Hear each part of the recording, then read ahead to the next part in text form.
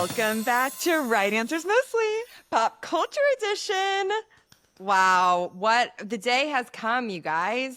It is the premiere of our new weekly segment. Every Friday, we'll be dropping a Bravo or Pulp Culture episode because why not? Because this is our bread and butter. If you are new here, my name is Claire Donald. And my name is Tess Bellomo. And we host the podcast, Right Answers Mostly. We say it's what you didn't learn in history class but wanted to. We say history is just gossip, and we cover the juiciest stories in history and pop culture. But the thing is, in every episode, pretty much, we always relate it back to Bravo.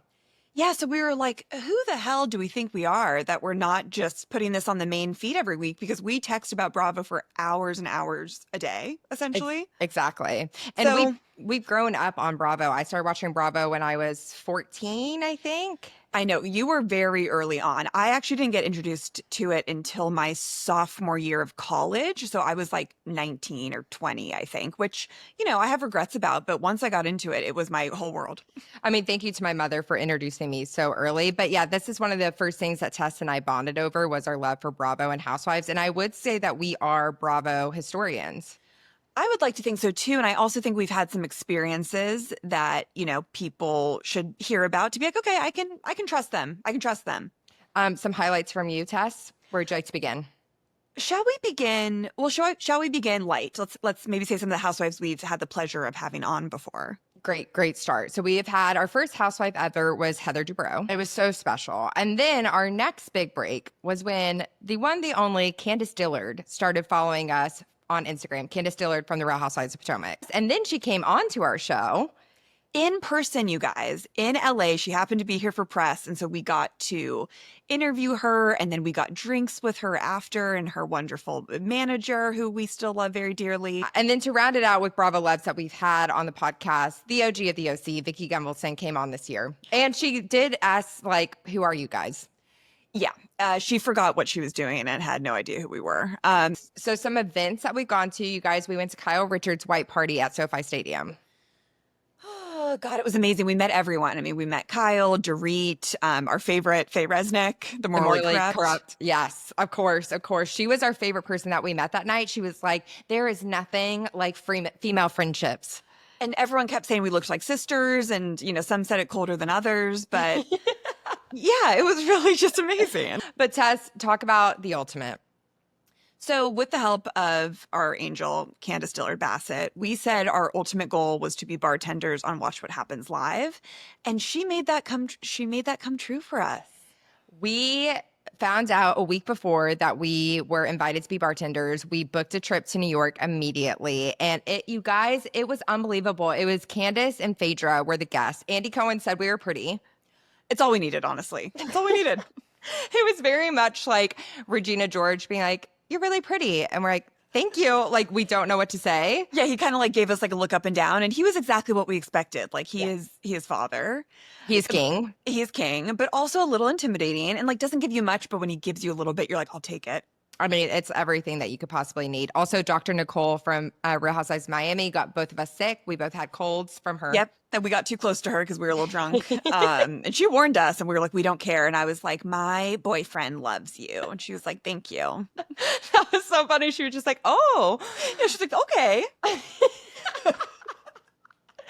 So anyways, it's just a natural next step that we would be here. And we're so excited to be here. We're going to be breaking down this episode. We're going to be breaking down Next Gen NYC and Real Housewives of Miami. We are looking for those Bravo screeners if anyone has some connects so that we can get ahead of it and do Real Housewives of Orange County as well. Call us. Call us, please. Per usual, call us. But yeah, Claire, should we just get into Next Gen NYC and why we're loving the series as a whole right now? I mean, it's honestly everything I want to talk about.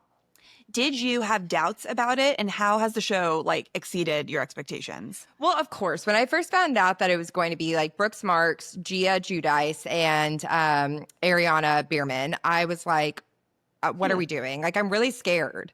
The nepotism is scary. And also Candy, and Riley Burruss. Yeah, like the age that they are can always be, you know, it's a scary situation. Well, I was like, what is this really going to be about? Like, what can they give to us? And my God, has my expectations have just been exceeded.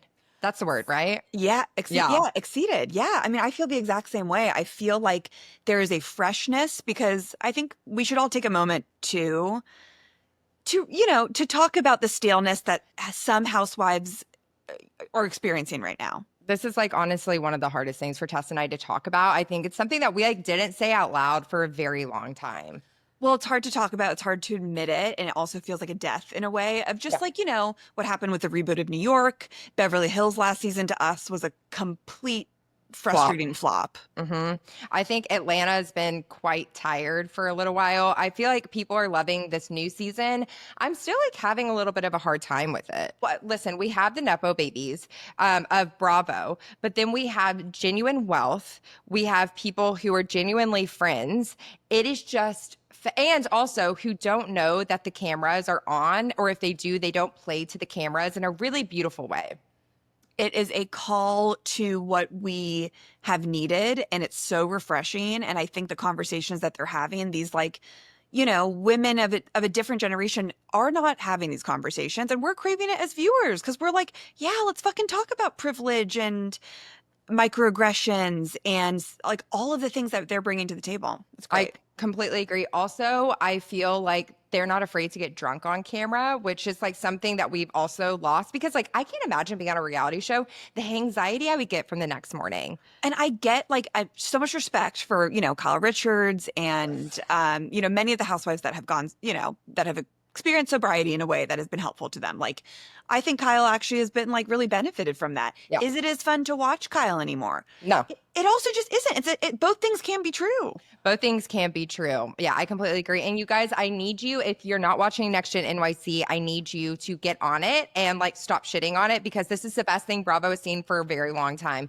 I would say that Next Gen NYC and Summerhouse are the best shows on Bravo right now. But I will say, like, Lexi is kind of a fault of what I feel like they were trying to do of hiring someone that's like an influencer. And that's why I'm fearful for this next season because Lexi did not fit in with the vibe of Summerhouse. No, and I also think they try to hire someone where it's like, oh, she dated Brooklyn. Brooklyn Beckham and I was about to say Elvis Presley, but I think his name's Guys, you're hearing it here first. She dated Elvis. I think his name's Presley Gerber. I think his name's Presley. Oh, Kaya Gerber's brother. Yes, Cindy Crawford's son. Isn't it amazing how now we're saying Kaya Gerber's brother instead of Cindy Crawford's son? God, those are the times, aren't they? The times are changing. I met them at a dinner once. See, guys, you're gonna get so much tea here. You're gonna get so much tea. And Tess and I were gonna have a web series at that point, and I pitched the web series to Cindy. I didn't pitch her. I didn't like corner her. She just asked what I did and what I was working on, and I told her about it, and she was like, "That is such a fabulous idea." Oh my God, I forgot about I that know, dinner. same. She seems very comforting to me. She was amazing, you guys. Like so kind, extremely gorgeous. My God. I mean, there's no one prettier. No, mean, exactly. the OG of the OC. So let's get into some things that we've been thinking about, you guys, and let's go through the season thus far. Oh God, the cast trips. It's really Bravo cast trips there's nothing quite like it. Well, so this is why we need a second season because Jersey Shore is such like a smart, like natural step because Gia, like her family has houses on the Jersey Shore. It's close to New York. I can't wait for them to go to like the Dominican Republic next season. Oh, are they? No, I'm just like thinking of somewhere that's like, in that area and like a better trip because I feel like the first cast trips are always like, wah, wah. Yeah, they're like drive 2 hours and we can't really spend the budget on this yet because we don't know how this is going to go. But I do love like all of them being in one house. And I think a lot of interesting conversations came up. Well, always. But how haunting was it to be in that suite, the penthouse suite at that casino in the Jersey Shore? I'm like, oh, I think that actually might be a level of hell in Dante's Inferno with just Georgia sitting right there. How weird is their relationship in general? I'm so sorry. I'm so haunted by it. I am also so haunted by it. When Georgia's boyfriend was first revealed to us, Omar, I was like, did the camera put it on the wrong person? It's just never someone I would have expected with her. There's like a lot of focus on his wealth and his career and investing. And then I felt like when he left her and just was like, here's this penthouse, I feel like it was such a like, look, I want the viewers to know how much money I have and like how well I take care of you. And it grossed me out. Well, it was all just so odd. And I was about to be like, so how does Omar make his money? But we don't know that because Georgia doesn't even know that. she does like the classic thing, which Lord knows we've all done before, of like tech, crypto. And it's like, okay, Omar seems what he might be like early 30s, Is maybe. he? He looks so young. God, maybe he's even like late 20s. Yeah, I think he might be. And I'm just like, I guess there are those people that just did very well with crypto, like at the height of it, but he's planning on investing millions of dollars into this bowling alley. Like, sweetheart, please don't do that. Also, like, I have to remember that Georgia is 26 years old, you know? So it's just like a different place in life where you are like, I don't know, and I don't care. She's 24. Oh, she's 24? I thought no, Amira's 27, Charlie's 29. So they're the geriatric. Yes, they're like, he's 29, that disgusting elderly man. They're like, oh, you're 29, so are you thinking about having kids soon? I was like, you guys, first of all, it's Charlie. Second of all, it's 29. They all, and I'm sure like the way that they grew up too, they all feel a little bit older than they are. Like even Brooks being like, I'm ready. I'm ready for a family and to get married. Honey. Tess, I put in our notes, Brooks wants a kid, ... Brooks wants a kid. Do you think that has something to do with his family turmoil? I mean, I need to bring up one of the most haunting moments that we've ever seen on Bravo. And it's when Brooke calls Meredith Marks' mom and she goes, why won't you call me mama? I genuinely do wonder how much of like their dynamic is made up for the cameras versus how much do you think that actually is authentic? Well, I think the whole family dynamic in general is really troubling. I do think that they do play it up for cameras, but I am so haunted by the Brooks family in a way that I've never been haunted.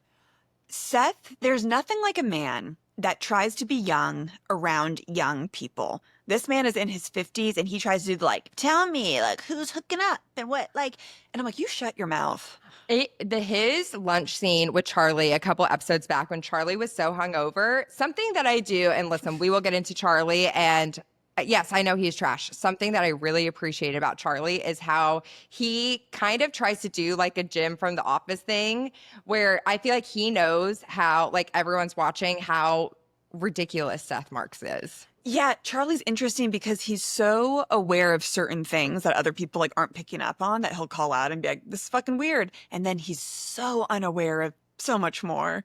I mean, disgusting. I feel like we should save a whole segment about Charlie and we will get to him. But yeah, Seth is horrible.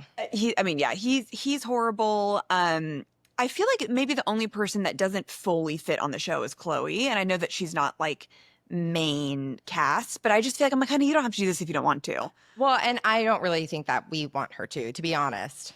I'm just like, save yourself, you know? Well, she's not going to with that family. What is happening with Meredith DJing? Meredith Marks is DJing right now. I think she's having a full mental break. And I'm all for women doing whatever the hell you want to do anytime in your life, but she does not seem well. No, she seems so unwell. Like, I'm really worried about her. Every season of Salt Lake, she just gets a little bit more dismissive and gone. Yeah, she's not all the way there, sis. No. Yeah. Really troubling. So I saw that you said that you like Brooks's voiceovers. I actually think that they're very funny and kitschy in a way that like I think it works for him. I don't think I would like it if anyone else was doing it, but I have been pleasantly surprised.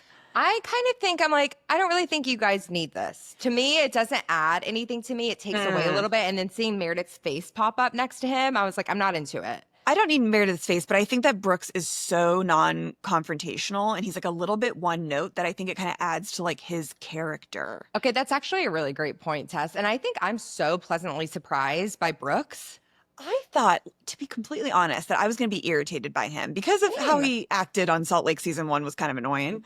Well, yeah. I mean, I think that he did get a lot of online bullying because people were not happy to see him on our screen. No, and he does not deserve that. And he seems like a sweet man that is like wise beyond his years and like has had to be the adult. Yeah. In his house for probably quite some time. He is wise beyond his years, but also like so Arrested Development in the same way. That's true that you're almost like, but what are you really thinking? Well, when he was vacuuming his fridge, I've never seen anything like that. Yeah, he makes like, I feel for him in a way. Yeah, like, me too. Something about him, like I do want to protect him. Me too. Well, I'm so happy that he has found love. Well, it's also funny to see them, and Love Island does this a little bit because everyone's so young on Love Island, but they'll be like 23 years old and they're like, I am ready to settle down. Like, I have gone through so much in my life and it is my time. But that is how you feel at that I age. You're know. really just like, what else do I need to know? Like, I'm not a teenager anymore. I'm past my early 20s. Yeah. And so I'm a woman. I'm ready to go. Uh, Yeah, speaking of that, like essence, doesn't Gia kind of feel like she's 55 years old? well, talk about someone who had to grow up from a very early age. The things that Gia Giudice has had to go through is something that no one should ever have to go through in their life. No, God. What do you like make of her?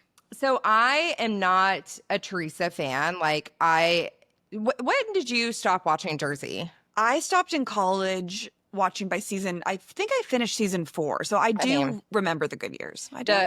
Those were the prime years of Jersey. So did you watch Teresa? I don't think you did. Like going to jail and then Joe going to jail. No, maybe I saw like a few episodes here and there, but did Yeah. not get to like that part. I mean, she just went through so much. And also, she has been so involved in her family drama in a way that also, like, a child should never be. So I think that Gia, when they were like on the episode last night, like, okay, Gia, you don't have to be a mom. I completely agree. And that vibe is so annoying when you're out with people. But I don't think Gia knows how to not be like that. That's why like I wasn't frustrated with her. Like I was definitely like that is annoying, but I think I can understand like how that's just her like disposition through life. But she was God. I mean, there is nothing worse when like she's drinking tons of red wine and then she's like, "You have been drinking a lot, babe." Oh my God. I hate it when people act like that. They're like, whoa, someone's been drinking. It's like, just shut up. Like no, and always on Housewives, you know that we hate that. I mean, yeah, I'm drinking Luann. We say it constantly. Which, by the way, you guys, I'm drinking out of my Real Housewives of New York mugshot mug. So I have a mug shot of Luann, Sonia, and Tinsley. We appreciate. What do you think of Amira? I think Amira is so gorgeous. And also when they were talking, when Amira and what's his face? Brooks were talking about the sharks. And they were like, did you see that there's two bestie sharks that never leave each other's side? I was like, oh my God, it's Tess and me in shark form. Oh my God, it really is. We'd be like, who are we gonna go Yeah. kill today? I have a list. No, I We think do. she's stunning. And also, did you see, because we need to talk about the Red Robin of it all. Did you see that Red Robin like changed their name of the mozzarella sticks to Mozzie sticks? No, I didn't. Amira's impact knows no bounds. Wow. See, I didn't know about her before the show. Like, I wasn't aware of her as an influencer or model or anything. So gorgeous. I also really liked the moment where the producers were like, "Weren't you invited to that show as well at the Hamptons?" She's like, "Mm-hmm." And she's like, "I don't need to go to that. Like, it's too like lowbrow for me, essentially." Well, I love that she's like, I have so many options. And also, I think she was calling out like what this is, where she's like, this is also my job. Like Next Gen NYC, like Ava is driving me crazy, acting like she can't go to Brooks's birthday because of the Dolce and Gabbana party. I have to say, Ava is my least favorite out of the cast, I think. Like, I mean, of course, Charlie is trash, but he's more interesting to watch though, because like you always need a villain. So I'm not like, oh, like we shouldn't have him on the screen. But Ava's a little confusing to me right now, like what purpose she has. Well, I completely agree. And like such a gorgeous woman. And her family background is so interesting. If y'all didn't know, her mom is Becky with the good hair, who allegedly had an affair with Jay-Z. Who's such a gorgeous woman. My God. I mean, you know, of course, like nothing Yeah. about the affair, but physically, what a pretty woman. Yeah, and her dad has been in the music industry forever and he used to work with Jay-Z and Diddy. And I think that her dad, allegedly, I say that every second, might know a lot of things. Yeah. He dated Aaliyah. Like, and she even said, right, that like there was a time where they weren't talking and they're like Yeah. rebuilding their relationship. And I always am a little weary. No, I agree. Even the way, like, I don't know, it rubbed me the wrong way when he was talking to her on FaceTime about Charlie and he's like, well, he doesn't know how to treat women. And it didn't feel like it was coming from like a safe place. You know what? It almost felt to me like he doesn't know how to treat women like women are lesser than almost. You know what I mean? It felt also performative to me. Like it felt like Yes. he's like, I know that I'm on this reality show. I'm going to be the dad that like really supports my young daughter. And I was just like, yeah, shut up. No. I agree. But back to Amira, I'm loving her. We don't really know that much about her boyfriend, but they seem like really sweet together. Yeah, they seem very happy. I was really proud of her and like the way that she spoke out about Georgia's comment about why are you eating that, which is just Such a dumb thing to say to anyone. That was so shocking. And then I feel like they showed even more last week or this week of what she said last week about how she was like, you're going to have a burger, but like, we're going to have such a big dinner. You're hungry that you're Ozempic. It was just crazy. It just kept getting worse and worse. Like first to Mhm. ask someone why they're eating, then to say what they're eating, then to make an Ozempic accusation, which is no one's business to share publicly except for the person who may or may not be taking it. 100%. I think, and God, it's complicated because then to me, it gets into like what the Kardashians often do, where they're like, this is 100% natural. Yeah, God, that is true. Georgia is such an enigma to me. I truly cannot figure Georgia out. I can't either. I can't figure out a single, even when she was talking about her childhood, to be honest, Yes. I was like, we need a little bit more context. Like when she said her dad passed away after 9/11. Okay, so I saw that in our notes. I completely missed that. She said that like 9/11 had a big impact, of course, like they were living in New York on her Yeah. family, especially her dad's mental health. And then he died from the stress of 9/11. Yeah. So I thought she had said before that her dad had died from the stress of like his company not doing well Oh, okay. or Maybe it something like was that. 9/11 was like, made it worse. I truly watched it multiple times and I was like, I don't understand really what you're saying. No, I don't either. And also, she said in the beginning, she was like, I don't come from a wealthy background or whatever. And so I assumed immediately, because someone was like, when you think about New York, you think about Georgia. And so I was like, okay, she might say that, but I feel like she probably did. But then when Charlie said she was like poor, I think I know because was Charlie just trying to hurt her? I mean, a disgusting thing to say about someone. And like, I don't think that Charlie knows anything about economics or anyone's economic no, status. of course not. He's never had to. I think he was probably comparing to him. So he probably thinks anyone's poor that doesn't have the lifestyle he does. I think she probably grew up middle class in the 90s. Middle class, Upper West Side, which might be like go a lot further than someone who'd be middle class and say like Arkansas. Oh God, also she was born in the early 2000s. I said 90s, but I was like, no, no. She probably wasn't even like thought of being conceived at that point. Her parents were like 14. To me, she is the classic chaotic type B New York girly. Like her nails are crazy. Her using a laptop because she lost her phone for a month was amazing to me. She really is the epitome of that crazy like girl that you meet in college. You're like, where are you from? She's like, New York. And you're like, of course. Exactly. She's like drinking red wine at all times. I'm like, there's something going on there. She loves to knock back 6 glasses of red wine. How are you rich? 100%. I wonder what these kids' salaries are from the show. I heard that first season of most Bravo shows, like even if you're like main cast, you're getting like around 50 to 75 still. Oh, And really? they have to see how the show does. For some reason, I was thinking it was even like 30,000. I think it used to be, and now I think it's more like in the 50 range. And then they Okay. come back and get like raises every year. And then they kind of max out unless you're like insane, like Kyle or Lisa Vanderpump at 250K. Well, okay, we need to talk about with Georgia. We can't skip over this because the season finale is next week. What did you make of the whole hand washing thing? I thought it was gross. Same. I'm like, I in thought New it's York? gross. Also, like we live in a post-COVID world where it's disrespectful to do that to other people and then to be shaking your hands. Like it's just a gross thing that you learn about when you're 4 years old and you do it for the rest of your life. But isn't it so Georgia? It's so her. What did you make of like Riley's reaction to it? I mean, I do think that Riley took it too far. Like, and I do think that Riley was like, I am going to let her know that I think that's gross. Like, obviously it's gross. I mean, I don't know how I would react after that, but, I think everyone was like, and again, I think this is such an early 20s thing of like, we're going to make sure she knows that we think she's gross. Exactly. Like that's something that like you talk shit about to your friends when you leave the bar. You're like, why does that girl not wash her hands? That's disgusting. Yeah. Well, what do you make of Riley in general? Okay, so Riley, I've seen since she was a itty bitty thing. Yeah. Which I love that we get to see Candy's wealth because Candy was like one of the wealthiest housewives for a long time. The way that Candy was getting onto her, but not really when Riley put her card down for $14,000.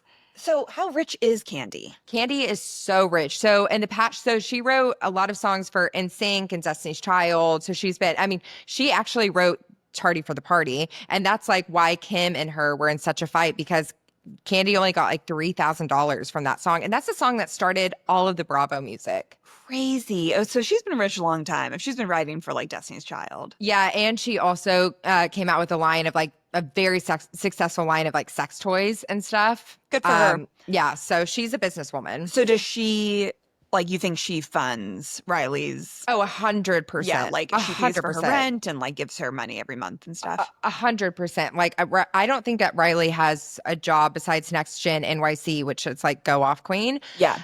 Riley, here's my thing with Riley.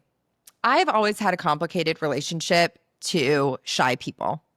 Shy people trigger me sometimes in a way that, like, because I also feel like I can really pull a shy person in. I'm sure a shy person listening is like, well, now I hate you. Riley has always been painfully shy, and I'm excited to see her come out of her shell more. But I've had a frustrating relationship with her. That's the perfect way to put it, Claire. Like, she just is one of those painfully shy people that you can take personally sometimes because you're like, are you judging me? Do you not like me? To me, she just feels so immature. Yeah. Still, like, to me, I'm Same. like, you feel like a 16-year-old, like one of my high school friends, where it's like, you kind of don't know how to say something and you don't know where you fit in and everything feels uncomfortable. Like, I think she feels very uncomfortable in her own skin. Same. And I feel for her for that. But sometimes, like, that can't be hard to watch. I was dying at the water obstacle course, though. She was truly the flippy floppy man outside of a car dealership. We have all been there on an obstacle course, let me tell you. And I love that, like, she probably was, I think they were like drinking a lot before they got there. Oh, I think she was wasted. The way that she threw her phone. Her phone just falling in, like when you see it happening, it's just like boop, boop, plop. No. Oh my God. Yeah, I really felt for her. But then she was like, oh, that's my second phone. That's why I was like, ooh, you are a rich girly. She is so rich. Yeah, I think she feels uncomfortable almost about like who she is. And like, look, I feel for her the entire season with God. all of the microaggressions are so disgusting. And to be experiencing that not only like in your life, but then when you're being filmed on a new show and you have a camera in your face of all these people being like, I know, I'm not racist, I'm just saying. And it's like, you don't even get it. The way that Riley has handled all of these conversations with such grace is really admirable, because I can't imagine. I can't imagine, obviously. When they were at Gia's party, pool party in Jersey, I kept looking at her being like, I'm surprised that like I'd want to slap Charlie across the face. The minute Charlie did that hand motion and the bus, I was like, ooh, oh, no, no, no, no, no, no. But she knows that she can't, because if she has a reaction and if she gets angry, then of course everyone's going to keep, saying microaggressions to her. Well, and that's what was frustrating and hard to see, was Ava being at a cross point, which is something that I'm sure she struggles with herself, where she was like, I want to fit in with this group.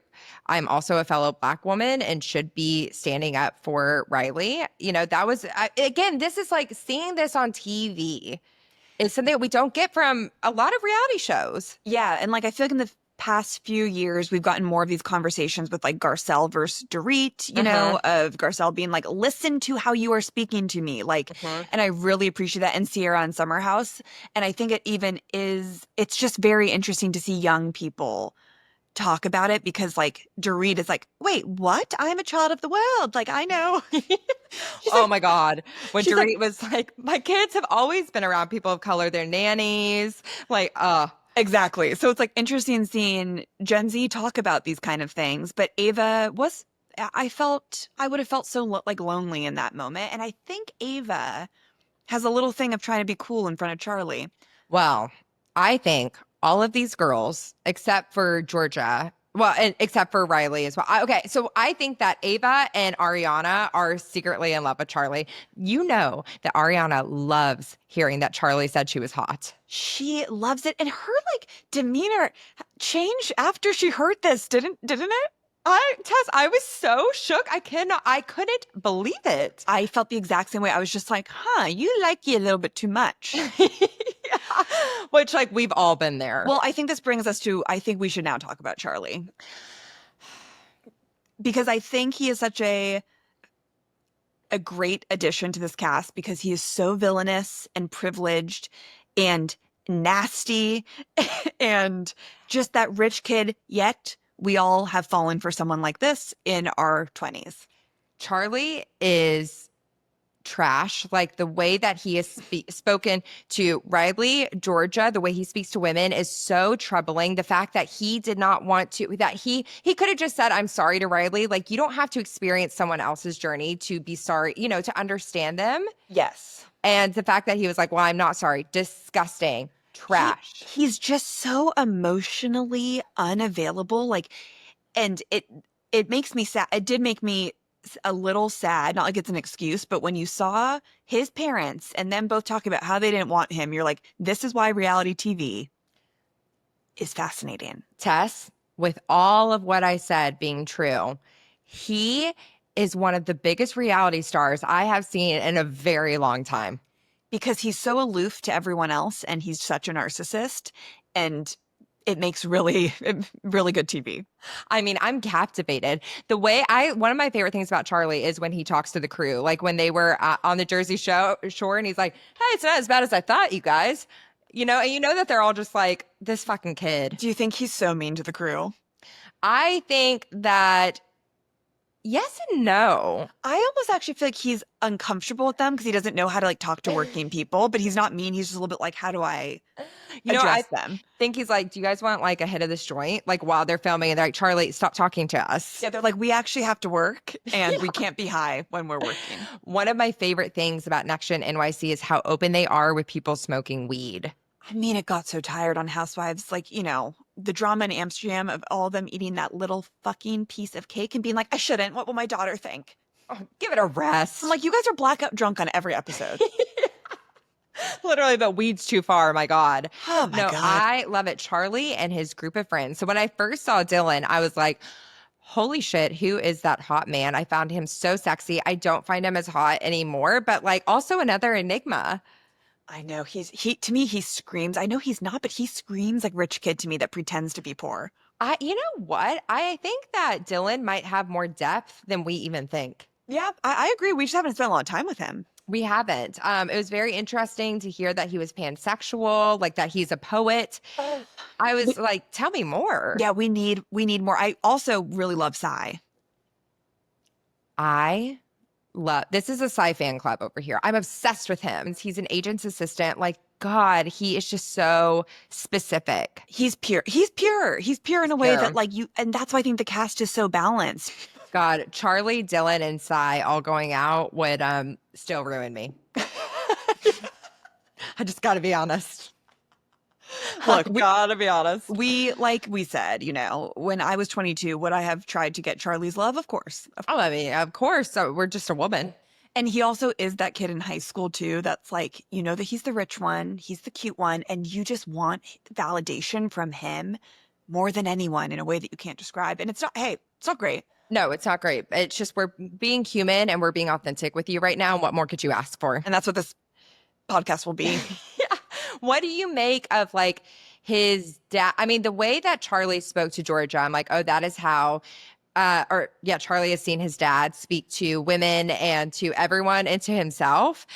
What do you make of like also the allowance, the whole family situation? I mean, it is shocking that 29 is still young, but it's shocking that he has this lifestyle at almost 30 years old. And I get that he's annoying about money and he's not a good person, but I also think sharing that number with other people feels tacky to me. No, I agree. I think that Georgia went too far with that. I'm also shocked.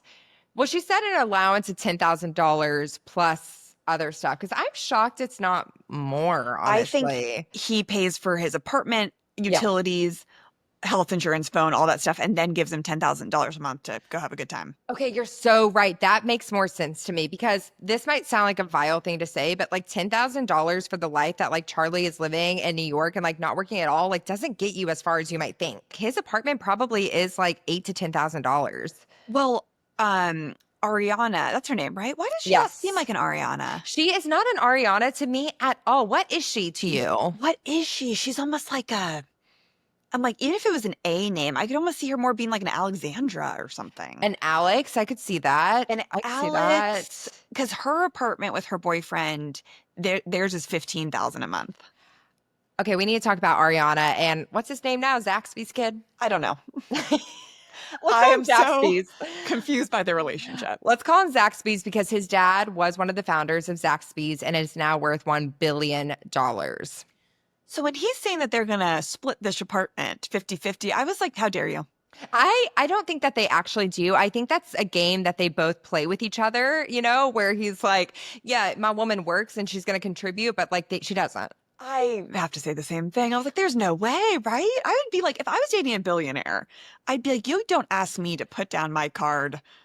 Once, Okay. which not to say Ariana, like she has worked so hard for her money that we've seen in an unfortunate way that Kim and Croy have stolen her money, which does not shock me at all. The minute that Kim Zolciak came back on my screen, I was like, Shivers down my spine. When she gave her that red Solo cup and said, more wine, I she said, gave it to Zaxby's. She said, bro, more wine. that's right. I felt like I was back in high school with one of my friends who had a really scary mom and being like, how do I speak right now? 100% because she's so inappropriate in the way that she talks to them. And you see it, you see the difference because when Ariana and Riley met with Candy, which I love that Ariana and Riley are like coming together. Yes. I'm like not convinced that we're saying Ariana's name like it's not her name at all. Guys, I don't know. Let us know. I don't Let know. us I'm know. so confused by it. But when we saw them, like Candy was very like nurturing and very much like a mom and being like, I'm so happy that you guys are friends. And Kim, I feel like is not really happy that they're friends. I don't think so either. But I think Kim really only thinks of herself and her fame and her. I She don't think does. she's thinking much of her daughter. I don't. I do appreciate that Zaxby, and again, I think that this is like a game that they're playing with each other too. Like they don't really care that much, but I do appreciate how he sticks up for her and that he's like, don't do that. Yeah, when they were in that casino in Atlantic City, I felt so anxious. Like when you're casinos in general, you're like, I'm stuck in this hellhole. And that dinner, I was just like, I hate this. I'm trapped. It was disgusting. Like I was so happy when they went back home. Like I was like, oh, like a little. I need can to breathe. Well, that's what was so hard to see Georgia waking up in the casino. I'm like, get her out of there. I know. Well, I do feel like we should talk about the privilege conversation because I just think that's like one of the most interesting moments of the whole season so far. Like who was standing up for who and who was getting offended? Like, what did you make of it? It's so funny. This might be a hot take. I don't think it was as deep as they were making it. And I think to me, it felt very much like a drunk conversation where something comes up that might be kind of deep, but no one knows what they're actually saying. And it's snowballing into something way bigger than it ever should have been. It is one of those drunk conversations. And I'm like, so wait, so Sai's the one that said, your boyfriend's investing millions of dollars in a club and you're 24. Like, so everyone, of course, feels a certain way that she shared that at dinner. But I'm like, they're all rich, right? So I'm like, why do you guys care that much? Like, what do you think like the jealousy was? I, again, think that they were like drunk. I also think like Sai, I kind of get what you're saying, but I'm also like, I don't think that it's landing almost in the way that you think it is. You know what I'm saying? And then I feel like Georgia felt like she was being attacked in a way that she also wasn't. And then she started attacking. Everyone felt like they were being attacked for something that was not that deep. Yes. And like maybe soberly Georgia would have been like, yeah, it's really privileged. Like I have a rich boyfriend and like I'm really lucky that I can do that. But I get to in that moment when you're feeling like everyone's just saying like, fuck you. And you have not gotten to a place without this man and you're spoiled. If I were drunk, I'd be like, oh my God. Well, yeah, I think Georgia was like, you guys say that I did like don't work hard because I'm dating him. And like that's not what Sai was saying. Sai was saying like it's a privilege that you have that opportunity. Also, okay, listen, I thought that it was really harsh. And I was like, ooh, when Riley was like, I think it's a terrible idea. I don't think she said it in some nasty, vicious way, though. Even when Gia was like, you get rough. I was like, she said it in such a calm way. It was like such a mean thing to say, but I don't think that she was like I don't know. I feel It like they're gaslighting her a little bit in that moment. it was mean, but also at the same time, having everyone else do these little passive aggressive comments and these little like, I almost like am more offended by that. Like, you know Yeah. what I mean? Like, of just everyone being like, I don't know, like, I was almost like, yeah, someone just fucking say it. Be like, this is crazy. Well, the reason why I didn't think it was that big of a deal is because Georgia was literally like, tell me if you think it's a terrible idea. And Riley was like, it's a terrible idea. Yeah, I also was like, I just feel like everyone was picking on Riley. I really do. Yes, I agree. And And I would have that's left like crying tough. too. I would have been so much more upset than she even was. And she was like a bigger person than I am to come back to Gia and be like, let's just shake it off and forget about it. I know. I felt like in that moment when she goes up to Gia and Gia kind of gives her a little like, I was like, I've been there before where I'm like, I'm going to be a bigger person. I'm going to go up and like hug them. And I hope that they're like, oh, girl, I love you too. And Gia didn't give that. And I was like, that would ruin my night. Oh, 100%. Be like, well, actually, I'm not sorry at all Oh, same. anymore. Oh my God. It was like making my blood boil. Yeah. Yeah. Back to just like the privilege talk, then I feel like it's almost like one of those things where reality stars are starting to learn psychiatry talk or therapy talk and like using that in a way that like doesn't quite make sense, but it was an interesting convo. And I'm like, Riley, you were so on it and you were so in it until you called her a bitch. Oh, it was so hard. And like, didn't she called her a dumb bitch, right? She called her a dumb bitch. And I was like, ooh, I mean, when you start like talking like that to someone, then it's like, well, you lost it. Also, like, Georgia does not deserve from that conversation to be called a dumb bitch. Like, she did not say anything overly offensive. Yeah, she like maybe didn't admit privilege, which is what Riley wanted her to do. Yeah. She did not deserve that comment. Like, Yeah. that felt That was crazy. It was so intense out of nowhere. And then you ruin your argument. But then, God, if I were Riley and then Ariana coming back in and hugging. That was such a betrayal to Riley. I would have freaked out. And she was like, why is she hugging her? I would have done the same thing. But also, Ariana wasn't even involved in that conversation. So to come down and hear the tail end and be like, you know what? I love you, girl, but I'm actually going to go comfort Georgia. Like, if she were a true friend to Riley in that situation, she would have been like, hey, just come over here. Like, it's not worth talking to it. And then sat her down and be like, listen, if you call someone a dumb bitch, like, you lose the argument immediately. 100%. Like, I'm not sure what's really been going on, what's been Yeah. said, but you're better than that. And like, we don't call Yes. other women dumb bitches. Exactly. But oh, that was like such a betrayal. God, I love the way that Ariana speaks sometimes. And then I hear she sounds just like her mom sometimes in a way that's so scary. Just like her mom. It's fascinating. Fascinating. Oh my God. Well, Yeah. guys, we love Next Gen NYC. And next week, we're going to recap the season finale. But yeah, should we move on to Miami? Yeah, I mean, this was a filler episode. So I feel like just kind of going over the vibes of the season so far. Yeah, let's just talk about like where everyone's at, the conflict, the fights. The fights. I mean, I will say about these past two episodes, the Instagram man that Alexia has found, the self-help guy, I do not trust him. Not at all. The fact that he kept having to be like, I've written 2 books and be like, No. I've helped 350 people. I'm like, why are you counting like that? It's like really strange. Help 350 people. And then the moment that he had those gold leaves on his head, I was like, you ladies need to get out of there right now. I was like, Alexia, how did you find him? And don't spend money on this man. Well, God, speaking of like reality stars finding therapy talk, narcissist, triggering, what's another word? Gaslighting. Red flag. It's all just very, these women all started going to therapy like 3 years ago. If that. If that. And they're like in their 50s, like they are really in it. Yeah, they are in it. And it's really tough to see. And none of them actually get it. I actually died laughing when the guy was like, I just want to remind you guys that this game is for healing and love and not to attack people.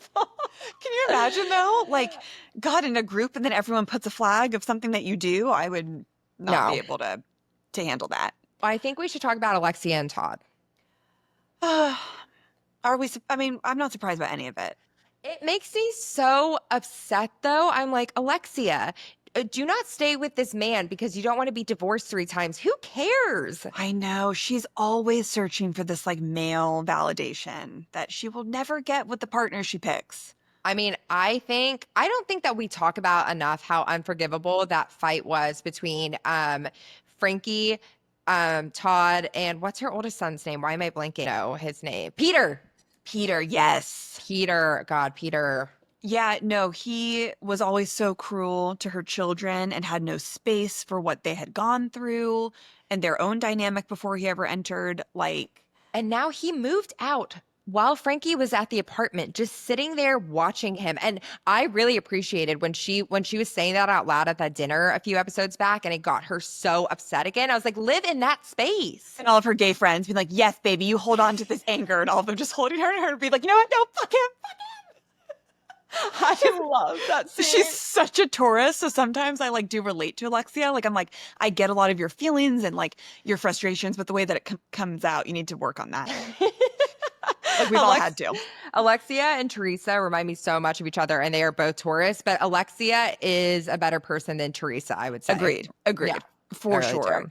Yeah, you know, don't hurt our Frankie. Frankie is like our favorite person on Bravo, and you know that he did not care about being those boys. Frankie's stepfather. No, he didn't care in the slightest. And I appreciate and I have sympathy for Marisol being so frustrated with Alexia. Oh my God, as a friend, like how do you, because you can only say it so many times, and then when you just see your friend being like self-destructive, it must just be torture. Crazy to me. And then I even fall into the trap of what she's saying when she's like, well, the ball's in his court now. So like we have to see what he's gonna do. And I'm like, okay, we have to see no, we can't see what No. divorce this man.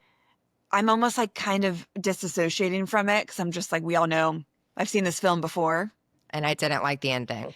Yeah, but I think the most interesting thing about Miami so far, even though I'm so frustrated with both of them, is Gertie versus Julia, because I'm like, what is this? And what has happened to Julia?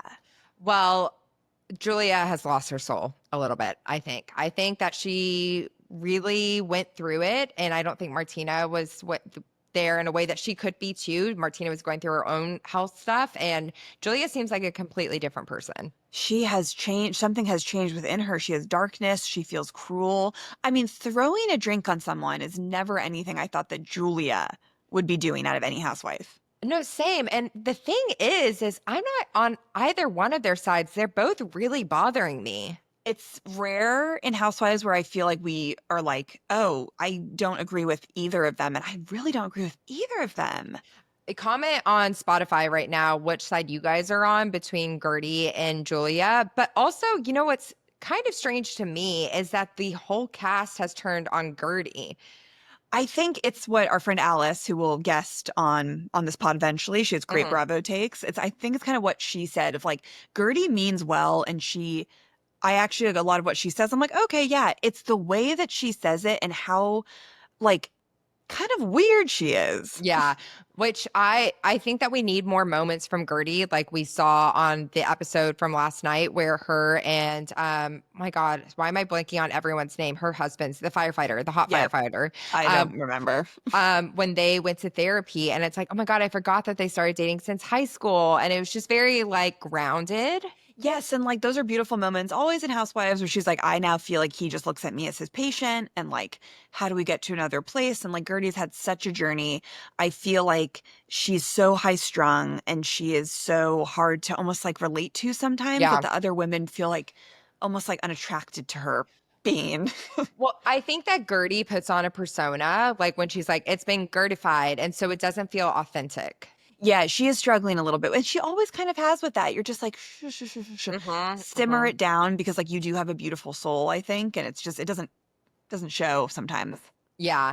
I think also Julia and Gertie's friendship riff, and we see this with Housewives a lot. Like they were almost like the not cool girls who were on the show, and then Alexia started paying attention to Julia, and so Julia was like, well, I'm gonna kind of like jump ship from Gertie to get with the cool girls table. That is so true. And Julia isn't a cool girl. Like she's a little weirdo. So like don't And I actually really hate when they do this in Housewives where they're like, okay, this season you guys are, and I'm like, you guys are so not friends. Alexia hates Julia. No, she doesn't care about her.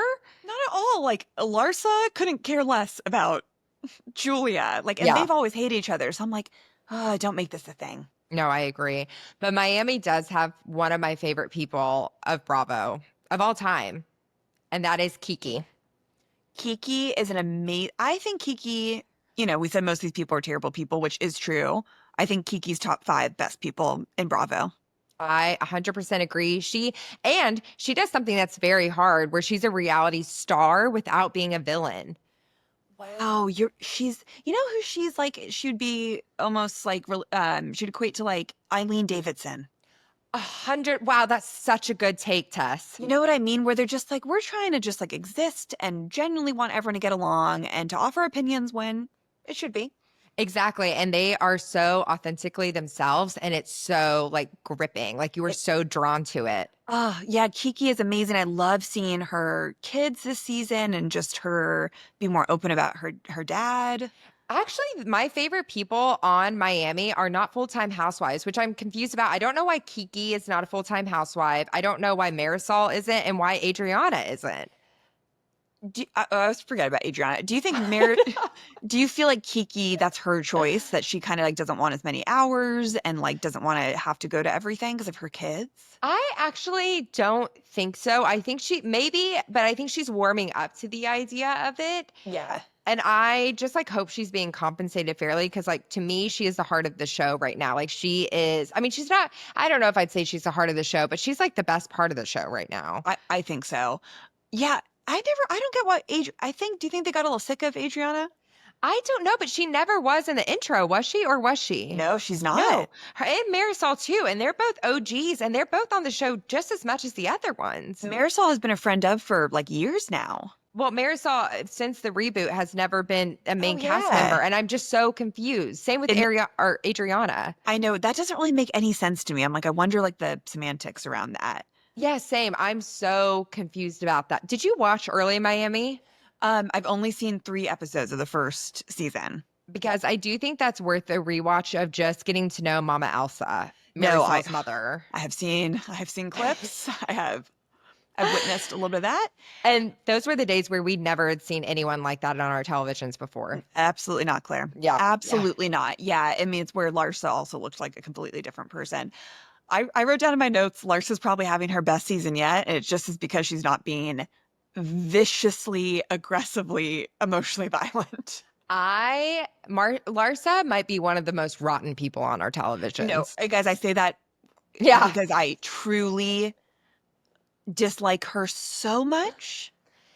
It actually like used to like ruin my experience with Miami, how cruel she was. No, she is so cruel. And it's like crazy to see her and Lisa fighting because it's like nothing going on in the middle of this conversation. You know what I mean? But both of them might be two of the most narcissistic housewives that have ever existed. Do you think one day we'll ever see her and Lenny get back together? I actually don't, because of her own like I don't know. I think it would have already happened. Oh, I see. I could see 5 years down the line, Lenny calling her and her being like, okay. And then her being like, it's like such a great story. You know, actually, I do agree with you because I think that when she is also off Housewives, she is going to need something else. Like right now, she feels like she's the one that won and she's so vain. But this isn't going to last forever, this fame for her. It's really not. But Miami's so good. And Miami is another one that is underrated that we need Bravo fans to get on board with. Agree. We're going to keep recapping Miami Yes. too. So if that gives you guys some, motivation to watch and then keep listening, we'll be here every Friday. Yes. Should we end the episode talking about a few little pop culture news moments? Why not? You pick, Tess. Well, guys, I think we should just say it first. The most tragic news of all is that Denise and her husband Aaron are getting divorced, and she is alleging that he was physically abusive to her. Did you see she came out with pictures? Yes. That black eye was so troubling. Guys, I mean, I feel like we've always kind of known this, and there were rumors that he was abusive to his ex-wife. And it was all over the news. And, Yeah. I think sometimes on Bravo, we get like, oh, but we see them in these sweet moments. I don't know. And it can be confusing. I believe Denise and I stand by Denise.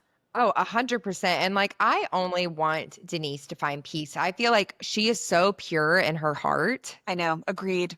And Agreed. she deserves better. I agree, Claire. I'm very, very upset. And I wish her the best on this whole legal journey. I know. And I think that this must only be harder because Eloise, is involved as well. They have like a young child. So I know. Sammy, this actually might have been because of it. Sammy is one of her daughters, the oldest one, and she was live the other day on TikTok, and I was like, oh my God, I can't even stick around and watch this, but I'm obsessed with Sammy. We watched the E show and we always root for Denise. Yeah, we really do. I wish her well. We really do. You take the next one. Well, maybe we could just talk on, well, actually, I want to talk about the Coldplay couple. Yeah. So a couple was put on the big screen at a Coldplay concert and they immediately ducked. And Chris Martin was like, oh, they're either having an affair or they're super shy. Turns out Having it's an the affair. former, having an affair. And you know that TikTok did a deep dive and it's these two people that were working together and everything has been confirmed. And you guys go look up Coldplay couple affair. It's crazy how they react. No, it's crazy. I think she handled it better. You saw his life like flash before his eyes and he just like sinks down. He is just disassociating and being like, yeah, and his wife just like put her status on Facebook as single and changed her last name. Wow, people are still putting their relationship status on Facebook? I think those of maybe a different age. Yeah. Should we bring that back? No, I don't want to go on Facebook. Yeah, no, I can't. It's too dark. But I do. I mean, it was a time. It was exciting. It was a time, God. Oh, also just a heartbreaking time if you had to, unwillingly put it to single. That was always Or tough. if someone changed it for you. And then you know what happened? What? It would just stay up in a relationship because they can't like change, but their name would be deleted. And I remember seeing that when I woke up one morning and being like, huh, the heartache. The heartache. Everything has changed. Yeah. Yeah.